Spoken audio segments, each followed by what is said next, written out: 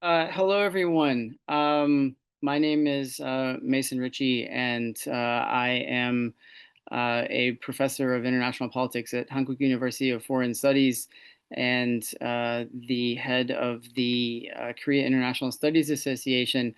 And I am happy to welcome everyone to this webinar previewing APEC. Just to tell everyone a little bit about who we are and what we're doing.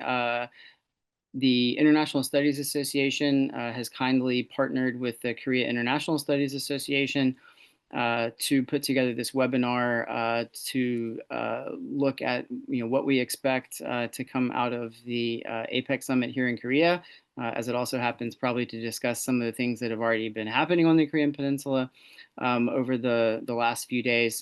And so we put this webinar together along with its partner webinar to come afterwards, a sort of wrap-up session on APEC as well.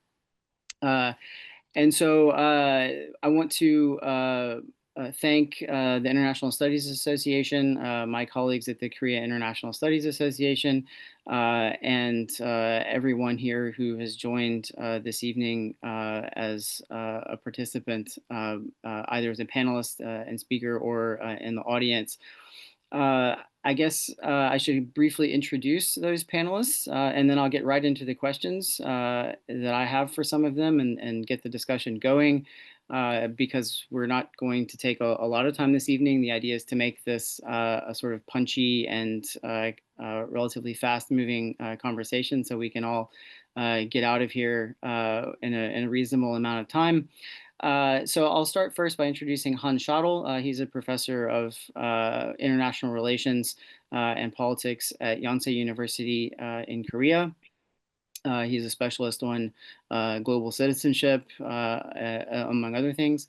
Second, we have Dr. Myung-hyun, who is an international relations senior research fellow at the Institute for National Security Strategy, also here in Korea. Formerly also of the Azan Institute, a think tank in Seoul, and also a non-resident fellow at many think tanks all over the world. And he's a specialist in Korean security, inter-Korean relations, South Korean politics, U.S.-South Korea alliance issues. And lastly, but certainly not least, we have my colleague from Hankuk University of Foreign Studies, Shimaa Hanafy, who is an economist and notably specializes in development economics. And I have to say personally is a friend and also a wonderful person. And arguably, along with her husband, who's also an economist, don't hold it against them, probably our two best researchers at the whole university. So we're lucky to have her with us this evening and lucky to have Hans and Dr. Go as well. So with those introductions made, I want to start with a question for Hans. And the question for him is sort of a theoretical one. This webinar is certainly going to end up looking quite a bit at policy-related issues. But since we are doing this under the aegis of the International Studies Association, which is an academic and scholarly organization, I thought it might be good to start with a sort of scholarly and academic style question, a sort of theoretical question, if you will, in some respects, rather than policy. And so that question for Hans is the following. Why and how do multilateral meetings like APEC serve national interests? Obviously, South Korea is making a big deal out of this, and it's something that people all over the world, not only here in East Asia, but also in Europe and the U.S., are also paying close attention to. So maybe Hans, in sort of general terms, can you give us some idea from a scholarly perspective as to why it is that these types of multilateral meetings, which are often derided as being hot air and talk shops, actually serve national interests in some form or another? All right, thanks very much, Mason, and thanks to everybody from ISA for putting this event together too, and thanks to everybody for attending. Nice to see you. I'm not really sure I have a theoretical answer for APEC in 2025, but at least I can try to throw a little context in the conversation early on. I mean, obviously, APEC is a chance for its 21 countries to come together and try to build network partners and collaborate, and maybe even in some issues or some areas of strategic interest for their economies, try to punch above their weight in this global setting. I'm just stepping back a little bit. For those of you that might not be familiar with APEC, it was founded in 1989. The Secretariat is in Singapore, and it includes, again, I just said 21 countries from both sides of the Pacific. Even Russia is an APEC member, although we don't necessarily hear much about Russia at these meetings. I'm not even sure if they're attending the conference in Gyeongju here in Korea, maybe just in very small, low-profile numbers. We certainly, while we see people like Xi Jinping and Mark Carney from Canada here and the Australians and so forth, I'm not really sure we have much of a Russian delegation. It's not a particularly large conference. The host city, Gyeongju, which is an ancient capital here in Korea. Back when Korea had three separate kingdoms that pulled themselves together, Gyeongju was kind of literally the crown jewel of that country. And they're only expecting about 1,500 people there as we speak. That's a lot of people for Gyeongju, but not necessarily a lot of people for an international conference. And if you look at the agenda for APEC and the theme, the title of the conference is Building a Sustainable Tomorrow. And the panel discussions are also very much what you would expect to see in a world order driven by, say, liberal internationalism, at least the idea that, or the goal anyway, that cooperation can take priority over conflict, that we're not inevitably doomed to a kind of anarchic international order in which nation states are ultimately out for themselves, and there's always potential risks of catastrophe that have to be mitigated. A lot of the dialogues at APEC this time around are on issues such as green customs initiatives and policy dialogues on AI governance, digital policy, cross-border data flows, carbon energy, and so forth. So very much forward-looking, but you wouldn't really know that looking at the news coverage we've seen so far in the run-up to APEC as it gets off the ground over the next couple of days. We're really just at the beginning of the conference.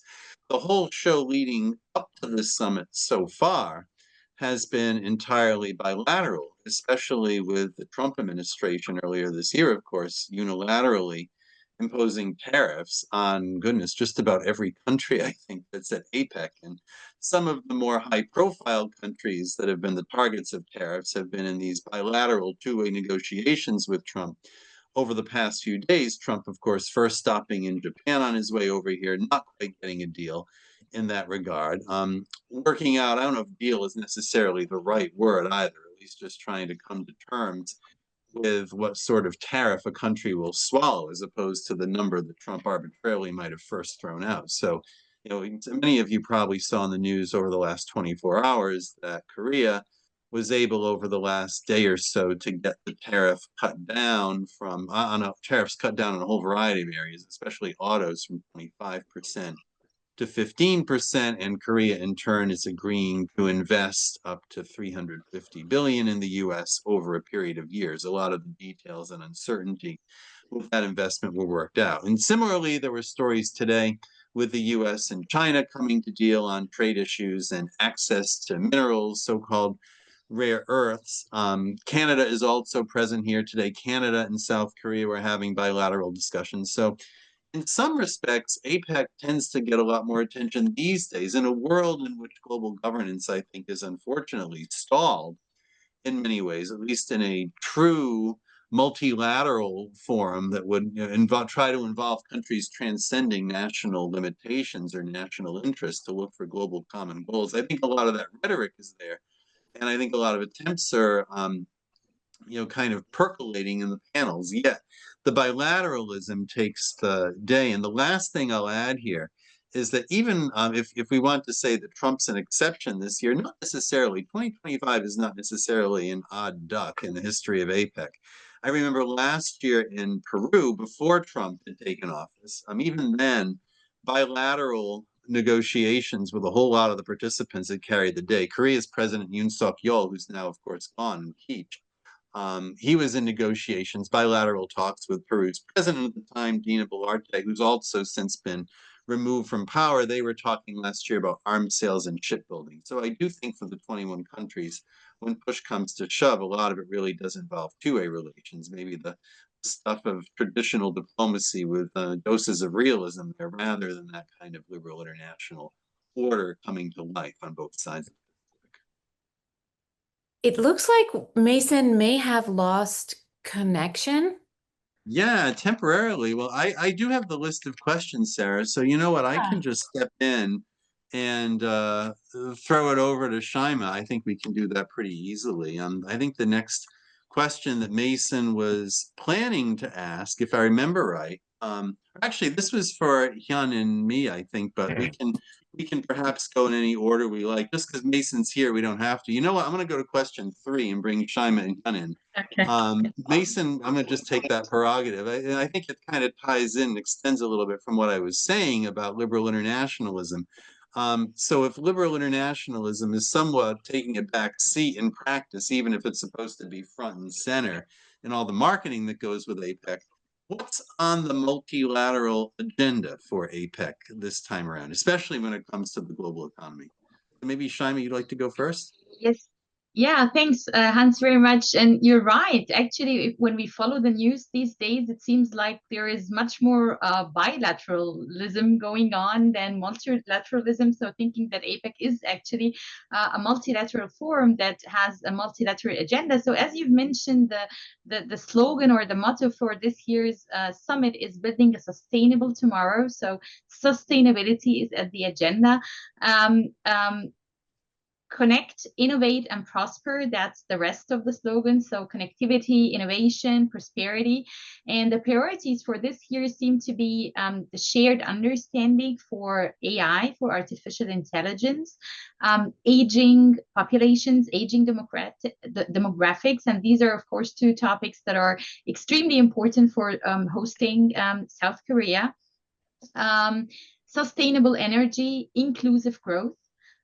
So all keywords that stand at the center of this year's summit, but of course, together with the a sentiment of a little bit of uncertain times where there is definitely increasing protectionism, increasing economic nationalism, stronger weight, as you've said, on bilateralism than multilateralism, especially when it comes to the trade landscape. Although we're seeing agreements happening as we speak, basically here, but still, of course, these are definitely challenges here that stand very much in contrast to the main pillar, if you want, that APEC stands on, which is more openness, more economic openness. Yeah, exactly. My apologies, everyone. I had a very strange internet outage. I have no idea how that happened. I apologize. And so I've had to switch to my phone. I apologize.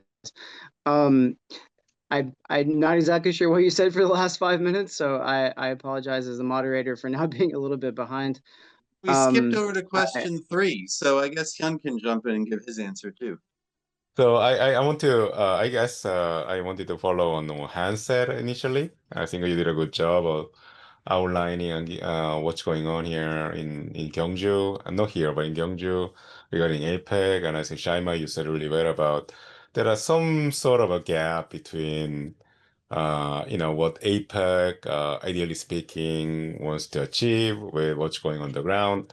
And I really like what Hans said about the fact that so far, I mean, the APEC just started, I mean, it's been going on for a couple of months with small, like, side meetings and all that, but the main event is going to start, start today, I think.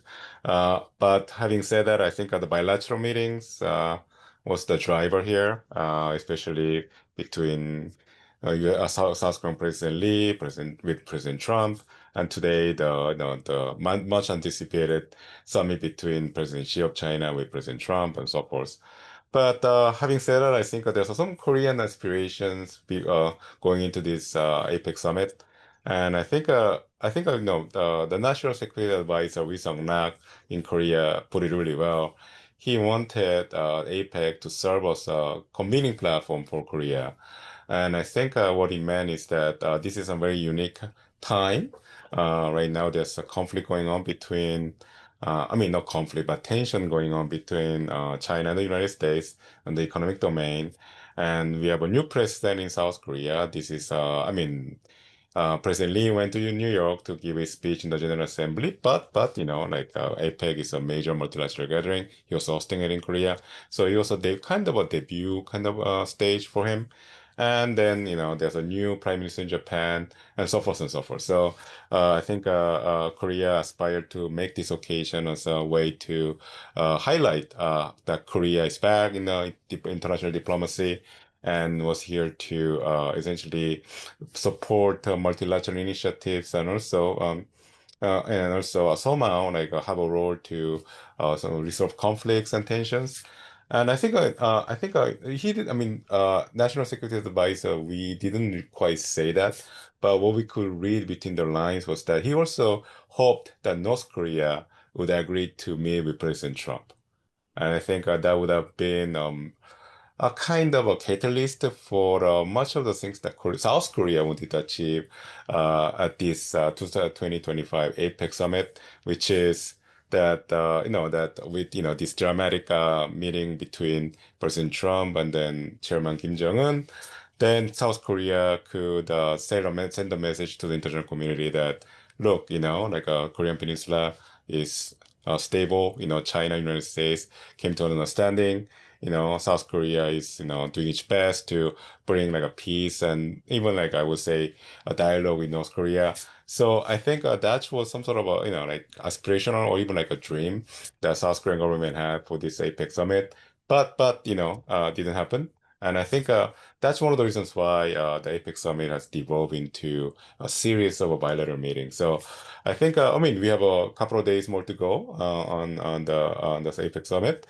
So I think I think it's really up to the South Korean government to make this more than the sum of bilateral meetings. Hopefully, there's some synergy out of these bilateral meetings, and we can get something more concrete on the multilateral basis.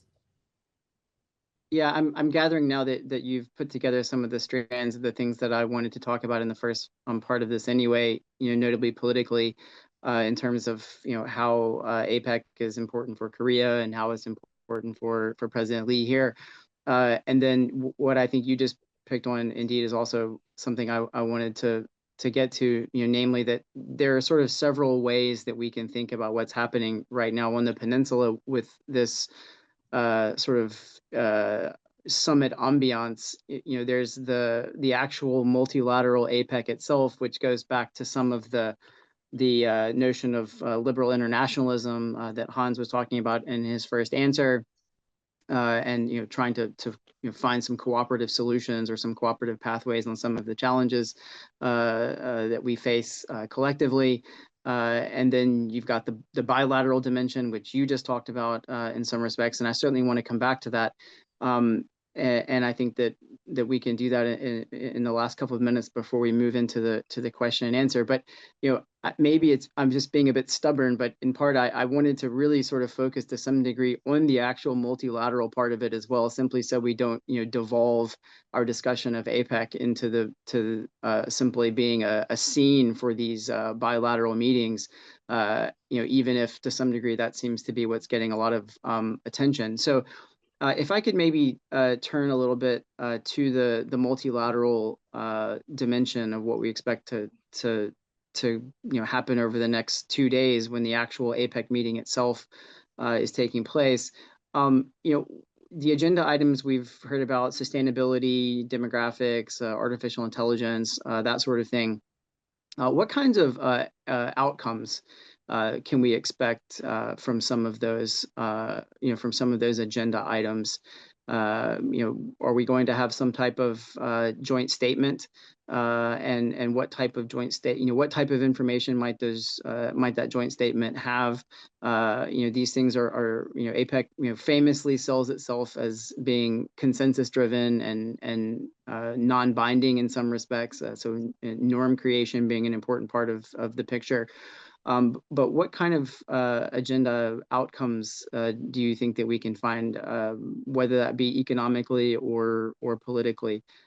Maybe I'll first ask Shimaa what her take is on what we can expect. Yeah, thanks, Mason. So, yes, I do think that there's going to be a joint statement that tries to reaffirm basically shared values that the APEC is actually based on. So, openness, inclusive growth, sustainability, green energy, and so on. But yes, right, as you said, it's non-binding.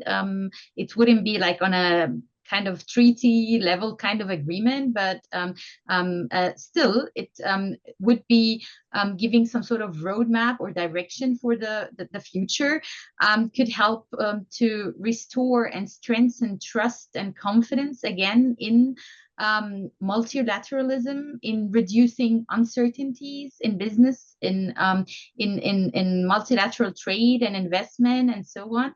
And yeah, to emphasize the multilateral part here, yeah, we shouldn't forget that actually those 21 countries, they make a little bit more than 1/3 of the world's population. But in terms of the world's GDP, this is more than 60% actually of the world's GDP. So that's a lot at stake here. And this is also the countries together make close to 50%, so 1/2 of world's trade. So that's actually for being only a part of the world, and without other, major and advanced economies, without Europe, and so on. We're talking still here about a big part of the world's economy and trade and GDP and so on.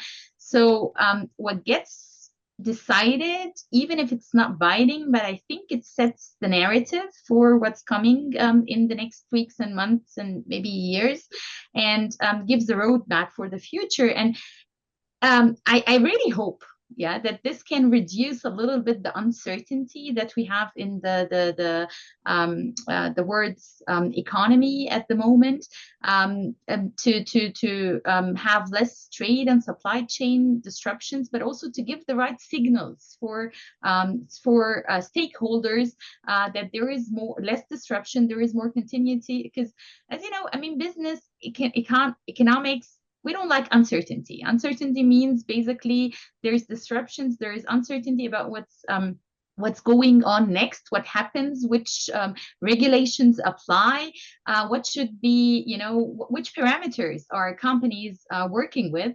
And this goes in hand with increasing costs, with increasing transaction costs, with increasing uncertainty, disruptions, and so on. And that's usually also not very efficient, so reduces economic efficiency. So I hope that there is, with these statements, even though they are not binding, as you've said, and it's up to the countries on a voluntary basis to decide what to make out of these, still restores that kind of trust and confidence that we need in multilateralism at the moment.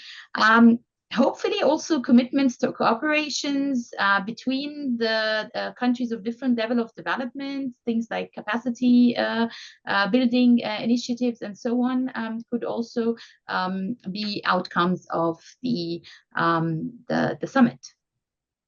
Yeah, back to you, Mason. Thanks. Thank you very much. Dr. Go, what's your take? What kind of outcomes do you think that we can expect from the sort of multilateral meeting that's going to happen over the next 2 days? No, I think the South Korean government tried to inject, I think, a differentiator this time. I think in the joint statement that apparently it's being circulating right now in the draft form. Apparently there's a high emphasis on technology. I think South Korea wants to be a pioneer in the AI governance. And I think South Korea passed an domestic law legislation called the Basic Act on AI Development. And I think they want to bring some of the elements into the joint statement. And one of the elements that they want to highlight this time is, I think it's AI, essentially accessibility for AI, as well as using AI in a way to bridge, sort of close the inequity in the technology, access, and also inequality, not just within the society, but across actually among different countries. So I think this heavy emphasis on AI, I think it's really quite interesting. And also, I think it betrays an ambition on the part of South Korea to take the lead in establishing international norms in AI. And I think that's sorely lacking right now. I think that we are engaged in arms race when it comes to AI. And I think I think that South Korea noticed that there's a chance for South Korea to not just follow international norms, but a norm setter this time. And so I think it's going to be interesting in my view how that plays out in the summit. And then and also I think it's just something to watch out for in the final joint statement. Thank you. Hans, what about you? Any thoughts about what types of outcomes we can expect? Anything different to add there? Right. Well, I guess I can look more at the business point of view because there are a lot of corporations attending this as well as governments.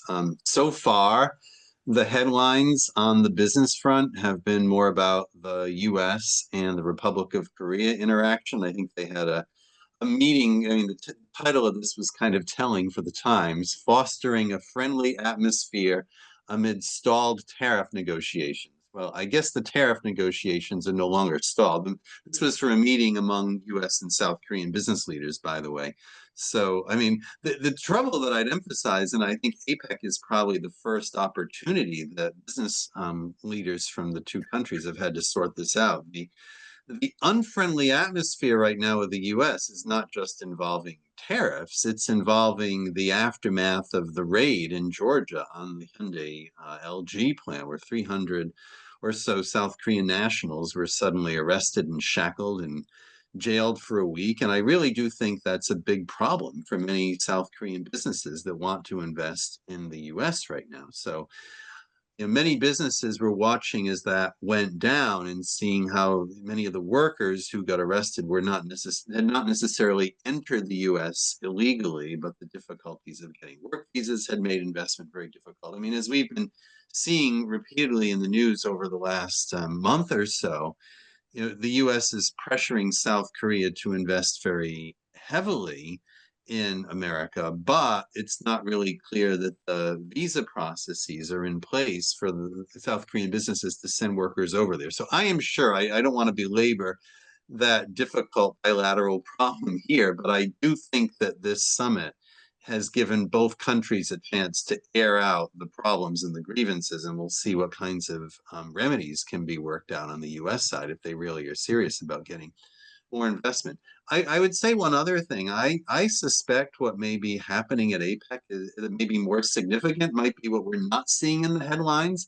There are quite a few countries at this summit that would qualify as, middle powers from Latin America and East Asia. I'm thinking countries like Chile or New Zealand. Of course, Indonesia is an APEC country, Malaysia. Some of these are pretty significant powers. As China was saying, there's about 60% of GDP from these countries all put together. Peru, the Philippines, Taiwan, Thailand. So there may be a lot of bilateral and even maybe mini-lateral. We can talk, Mason, a little bit more about smaller groups of countries within APEC that might be trying to work out favorable arrangements for their businesses to find export markets and import markets if pretty much everybody at this conference is figuring out how to work around some of the impediments to trade that the Trump administration has put forward. So I would guess now that Trump is gone and maybe there's less focus on him, he's no longer in Korea. If you're not already aware, those of you in the audience, he headed out today.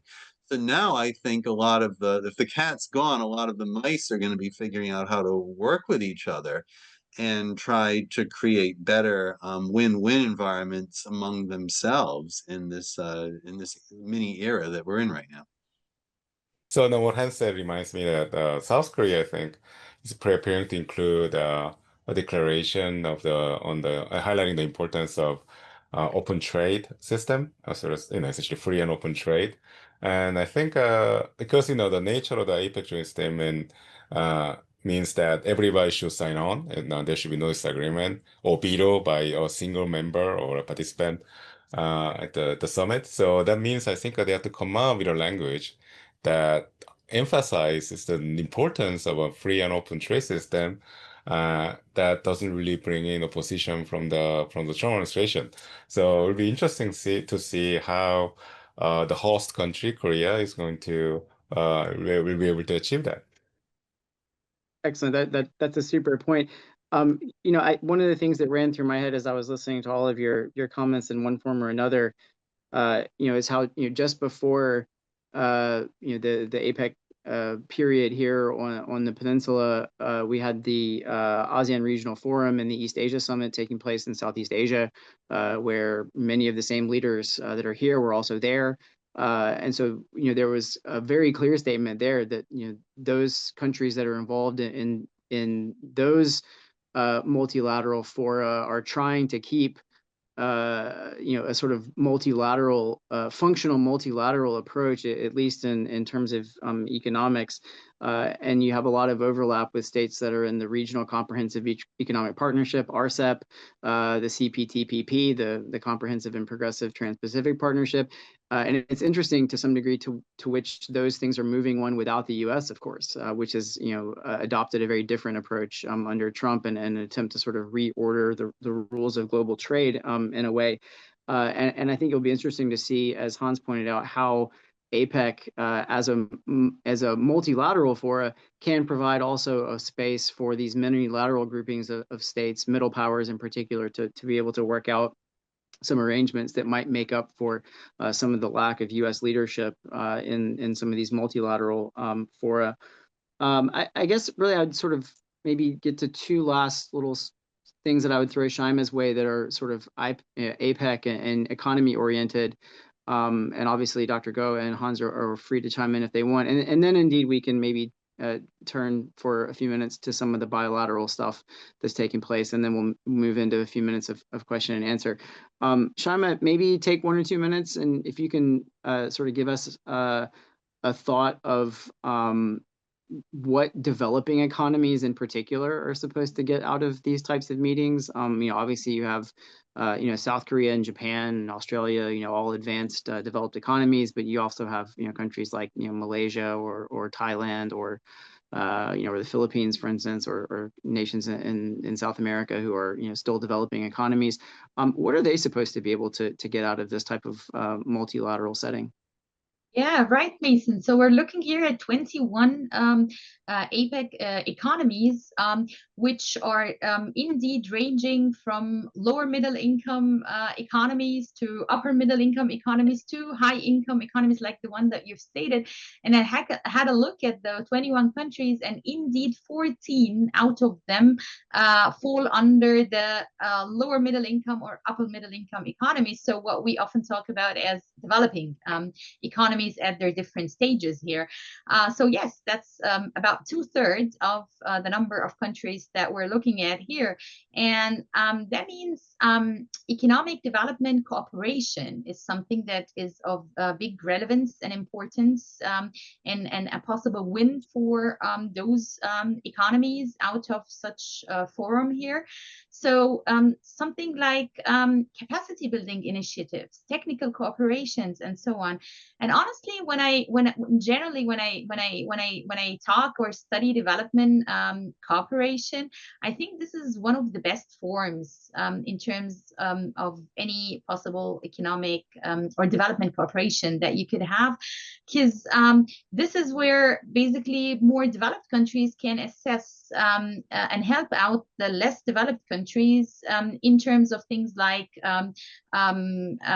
if we talk specifically here in the framework of APEC,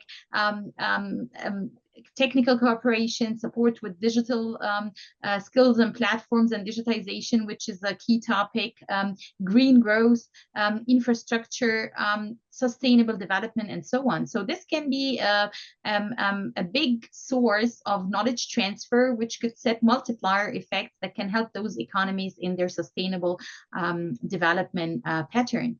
I think those countries could also hope for opportunities of, despite some of them being more smaller economies, as you've said, and having a lower maybe weight in the world economy, still hope for more inclusion and connectivity to the other countries, maybe engage in defining the rules and the way forward, even if it's just about framework and so on, because the setup here is more a setup where technically each country counts similarly. Yeah, so that's a good opportunity for countries that usually feel like they have lower bargaining power and are maybe less heard and sometimes, not listened to that much. it's nice for those countries to feel like also adapting any outcomes is still on a voluntarily basis. So there is no push and there is no pressure. So they can still, take whatever they want and whatever suits them and maybe leave the rest. Maybe also hope for more investments and investment opportunities. So if you look at Vietnam, for example, a lower middle income country that's part of APEC here, and if you look at the FDI to Vietnam, you would find that 60% of it actually comes from APEC economies, from other APEC economies. So that's a lot here, which helped in the last years with technology transfer, with transfer of management practices, integration in global value chains, and so on. So I think there is a lot for developing economies here. Back to you, Mason. Great. Great, thanks. I really appreciate that. I think the investment opportunity part of the story is interesting. Hans touched on it a little bit. I guess we don't have time to get to it in the depth that I would like, but we have this business roundtable being headed by the SK chairman Chae Tae-won, who talked about APEC as a source of solutions in a time of protectionism, and I guess that sort of goes in some of the direction that you're trying to talk about. Obviously Chae is probably talking about it in terms of how SK can make a bunch of money, but presumably there are some downstream effects of that will also be useful for developing economies, as well as the sort of general sort of recommitment of the business community also to more open trade. We've really only got about 10 minutes. Like I said, I wanted to make this thing just 45 to 50 minutes and make it real punchy and try to finish up quickly. So if I could get maybe 2 or 3 minutes briefly from Dr. Go on some of the bilateral stuff. We've seen the U.S. and South Korea, sign whatever this extortionate trade agreement is. We've seen Trump and Xi meet. And we know that the summit with the Japanese Prime Minister is on the agenda, also South Korea and China. So maybe Dr. Go, if you can give us 2 or 3 sort of brief bullet points on things that you found interesting in the bilateral stuff so far that's come out of the APEC framework, and then after that we'll move into any questions from anyone in the audience. Yeah, sure. I think I don't need like a 2 or 3 bullet points. I have one. It's a gigantic one, and that's the one that the United States agreeing with South Korea's request for nuclear propelled submarines, and that was a shocker, I think, because I mean South Korea have been asking United States for transfer of nuclear submarine technology for a while, apparently for decades, according to the media. And then, President Trump, I mean, I don't think we didn't know there was a ongoing discussion between the two governments regarding this critical technological transfer. But somehow it just happened. I mean, President Trump announced on the Truth Social that now South Korea is to build a nuclear submarine. And obviously, that actually, South Korea had been aspiring to get this technology for strategic autonomy reasons for a while. And that's, it's a flip side of increasing responsibility that South Korea has to bear for its own defense and have a much augmented role in the regional security. But having said that, I think that's going to be a domino effects, and we're already seeing this and China's reaction to this announcement. China is obviously not very happy about it, reminding South Korea and the United States on the response. I mean, the joint or everybody's responsibility not to proliferate. So I think, and then it's going to have the regional security implications. And in fact, that because the nuclear submarine technology is very much at the center of this new arrangement. This has echoes of AUKUS treaty, between Australia, United States, and the United Kingdom. We know what the AUKUS treaty is about. It's about containing China.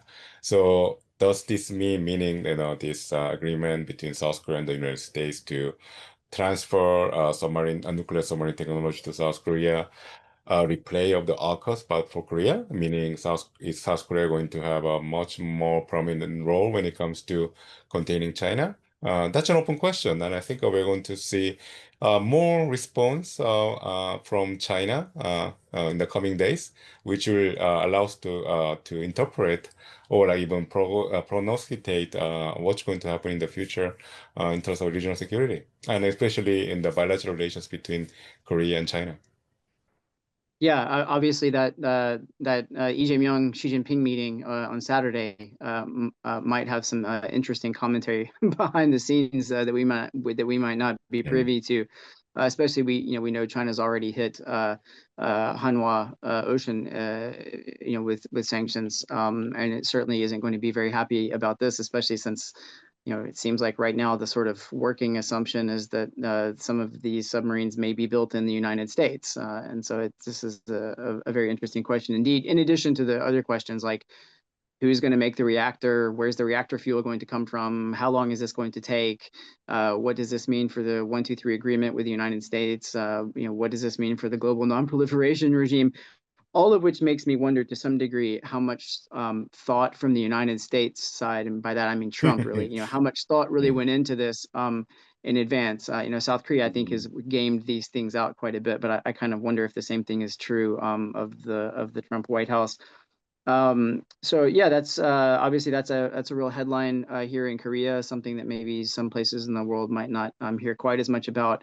On the other hand, we did have Trump and Xi, which of course has gotten a lot of attention globally with their meeting, which seems to put a floor under the relationship, lowered the temperature a little bit in the trade conflict, reopened apparently the flow of rare earths into the global economy and into those supply chains, and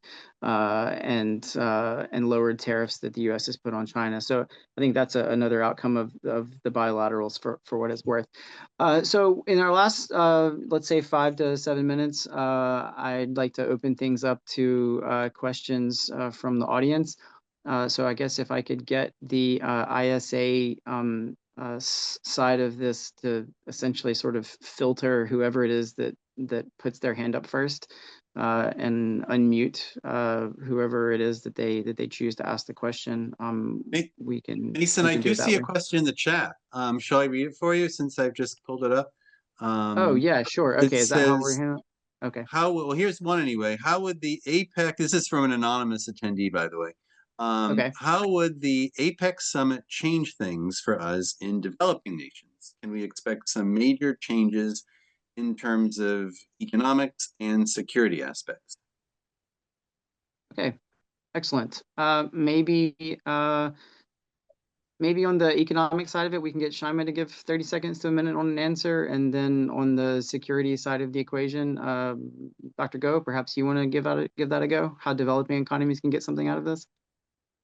Yeah, so on the economic side, actually what I said before, so I think capacity building initiatives, so around the topics that are at the core of the APEC, and we've heard also that Dr. Go talked about that Korea is talking about making access to AI technology and leading here, and keywords like more equity also among the countries and between countries, not only within countries. So I think this is something that could be very beneficial for participating developing economies, in addition to collaborating for investment opportunities and knowledge transfers through capacity building initiatives. Yeah, so my answer to that, how APEC could contribute to better security for the developing countries, especially in Asia, that would be like I think it's really underlines the basic premise of APEC is that more trade, more more growth. That's going to that's going to be conducive to more stability in the international arena. And that's very much the notion that it's a kind of a Thomas Friedman's kind of a notion that, prosperity is conducive to stability. And that, the countries that have McDonald's don't fight each other. That's basically the premise, I think. But I think, one of the things that are happening in this decade, in 2020, is that that that notion might be wrong. And I think in that sense, I think it's a challenge for APEC to showcase or like prove that it has value. It can contribute to regional stability through a free and open trade system. And I think that it's a challenge. I think it's still being worked on, and it's a valid question. I think we should really come up with a solution or reformulation of APEC for that purpose. I just throw out, I haven't had a chance to read it yet, but there was a provocative title in the upcoming foreign policy from Stephen Walt, which was something to the effect of, say goodbye to the democratic peace theory, which is, of course, a mainstay of international relations theory that, you say, countries without McDonald's don't fight each other, and, countries that are democracies tend not to go to war against each other either. And he was sort of calling that into question. It would be sort of interesting if the McDonald's thesis and the democracy thesis are both being tested at the same time. And yeah, I would also go back to Shima's point and sort of combine that with what you said. One of the ways I think that security in developing economies can be improved is simply through middle powers working together with each other, where they have technical expertise in things like maritime domain awareness, or human security issues, cybersecurity, these types of sort of non-traditional security issues where you're not just trying to find a hard power patron who can support your defense of your sovereignty, but also middle powers, or even small major powers who are able to contribute directly to security in these non-traditional areas. I think that this type of these types of multilateral meetings like APEC, they bring countries together in a way where they can tackle those projects, I think. So we have another question, it would seem. So I'll go ahead and ask that right now. To what degree, if any, will tensions among APEC members affect the overall agenda or success of the conference? Hans, maybe you want to give a shot at that? Like, where are the tensions and where are the fractures and the fault lines among the APEC countries that might make moving forward on some type of agenda more difficult? Well, thanks, Mason. And also thank you, Alessandro, for the question. The first tension that comes to mind, at least what we've seen on video in the last couple of days at the conference itself, or the run-up to it, was I think the dinner where you had several world leaders together at tables, and Donald Trump was seated at a round table with Mark Carney from Canada, not too far from him, I think, facing him on the other side of the table. And apparently Trump went out of his way to avoid Mark Carney. So in some ways, I think the tension between the US and Canada over trade, and some of that tension had another tempest over the weekend with an advertisement that the government of Ontario had put out about citing Ronald Reagan and his criticism of tariffs. And obviously, I think Canada was trying to say, look, here's a previous Republican president that was very much for free trade. Why are you guys also not for free trade? And Trump lashed out by increasing tariffs on Canada. He apparently growled at Carney that he hadn't come to APEC, hadn't come all the way to Korea to see Canada, and had very little to say to Mark Carney at that dinner, apparently. So, I mean, that's really, I think, indicative of the kind of the upside down state of the US at the moment, and my own country, or country too, Mason, I guess, in terms of its positioning on foreign policy right now. Normally at an APEC summit, you would not expect the US and Canada to have the highest degree of tension at the summit. Usually the US and Canada would probably be working in tandem to try to come up with initiatives, maybe even to work with fairly closely, if not jointly, in this part of the world. But we just don't have that right now. I was also struck that the US and Japan did not have still not really come up with a kind of resolution to issues surrounding trade investment there in a manner that the South Koreans in the US have done. So I don't know if it'll necessarily disrupt the agenda or disrupt the impact of APEC anyway. If we set the bar for success fairly low for APEC, then I think Alessandro's questions about tensions and the potential for inhibiting success, we might be able to blunt that somewhat. I think simply if the various countries at the table are having constructive discussions on how to deal with a lot of the impediments to an open international society or impediments to thinking about, some notion of, if not perpetual peace, a democratic peace in terms of a global marketplace in which the trade, and not only trade, but intellectual property and ideas and so forth can continue to move across international borders, even if the U.S. is very much inhibiting a lot of that right now. I think the conference may nevertheless be successful, and who knows, maybe some, as I was saying earlier, and I think as the other my colleagues on the panel have also been saying, maybe some of the smaller countries that wouldn't necessarily go out of their way to work with each other, maybe now they will. Mason, Excellent. can I add Yes, something? yes, you Yeah, so may. I think we're kind of, to APEC 2025 because because we said like there's so much bilateral dynamics that was kind of trumping the multilateral purpose of this gathering. But having said that, I think this year's APEC marked some milestones because I think this was the first APEC where we had major bilateral agreements taking place. I don't think this was the case in the previous APEC meetings. So, there was a clearly the deal of the century between the United States and China. At least for for this year, at least, right? For 1 year term, it's going to be a major agreement between China and the United States. So this is a major milestone in my view, and also the agreement between South Korea and the United States. So I think in that sense, even though the bilateral dynamics is actually completely dominating in a way the multilateral purpose of this meeting, nonetheless, I think in terms of convening the major players into the same place and create an environment that's conducive to agreement. And I think that's going to be evaluated kindly in the hindsight. I think that's an excellent point. I'll just say two last things before I gavel us down and get us done. I would say in terms of fault lines and potential problems, one of them obviously is going to be to whatever extent APEC ends up dealing in its agenda with climate change. The United States is simply going to be an impediment there. So there's a fault line there. It's not the only country, of course. We had another question that came in that I think I'll just briefly say something on because we don't really at this point have time for a fuller discussion. And the question is, how can we take a sort of international relations theory and help us understand something about how these multilateral meetings like APEC take place? There's lots of them you could choose, and Hans earlier referred to liberal internationalism, which is of course a perfectly fine choice and arguably makes the most sense. I'll choose another one and just say selectorate theory. So the idea that leaders don't only make decisions in the national interest, but also in their own domestic political interest. And so what comes out of these meetings, isn't perhaps as simple as what realism might argue in terms of states defending their national interest. In many cases, the national interest might actually be undermined by what a particular leader's short or medium or even long-term individual interest as a leader is, namely in remaining in power.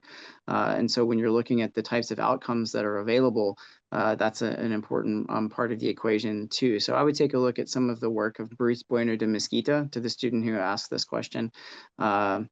His work talks quite a bit about how the leaders' interests interact with the interests of the states and produce some outcomes that are sometimes a little bit difficult to understand. So at that point, I think I'm going to wrap us up. You've all been more than fair, first of all, overcoming my embarrassing problem with my internet connection outage.